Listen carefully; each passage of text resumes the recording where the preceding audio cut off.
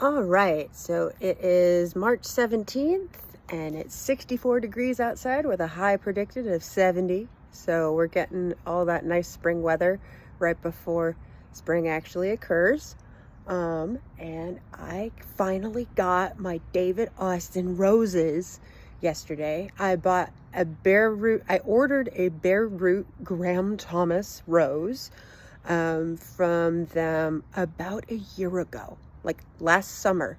And I knew that it would be coming around this time of year, and I've been very excited. And this is it in its little bucket of water. Because when you get bare root plants, you have to soak them in water for a couple of hours, or soak the roots in water before you plant them. So he's been chilling out in this bucket of rainwater that I put together this morning. So I am going to go dig a hole in the front of the house so I can plant it up. And we'll see how that goes. All right, so I got my hole dug. It looks like it's about 16 inches, which what it says in the pamphlet. You want it to be 16 by 16 roughly. I might need to take a little bit out. I'm also gonna see if I can prop up my phone up here. So I just spent 10 minutes talking to myself because I thought I'd had my phone propped up and recording while I was planting this. Because before it was a nice big hole, and now it's not, because I planted up my rose. So I had a bucket of compost that I dumped in here, and then I planted my rose and kind of shimmied in the roots into the soil, and then just kind of backfilled it with the clay soil that was in there, with a bit of the mulch, the decomposing mulch. Watered it in place and then put back the mulch, because it says in the instructions that you want to add mycorrhizal fungi, and if you can see in these wood chips, all of this white stuff, that's the mycorrhizal fungi.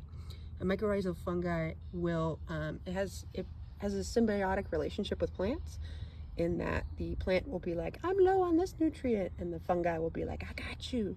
And then they make that nutrient and give it to the plant. And the plant says thanks by being healthy and putting out new growth and fragrant blooms and stuff. And or at least that's how I've come to learn about it. That's what everyone says. I mean, like, because my plants are fairly young. Like, I've only planted them in the past like year or two. But like my elderberry's looking pretty healthy. Like, look at all that new growth right there. I don't know when that happened, but it happened. So but yeah, now we'll play the waiting game. And what's really cool, like this bright green stem here, usually, I mean, when you see stems of plants, you see them as kind of brown, because, like, I mean, even the one that's right next to it, you see it's starting to harden off. But younger growth of plants with green stems means that the stem itself is photosynthetic, in that it will take in light and provide nutrients to the plant so it can actually put out leaves, which will then create more surface area for the sunlight for its food. And then that green stem will gradually turn brown. But yeah, like the green stems and stuff, if you find them on other plants and you want to propagate them, that's the best chance of growth and germination, or of germination of roots, if you get a cutting with some greenery on it, just because it can actually like photosynthesize. So that's it. I'm going to go and pop up my Hoya and then take a shower because I'm all dirty.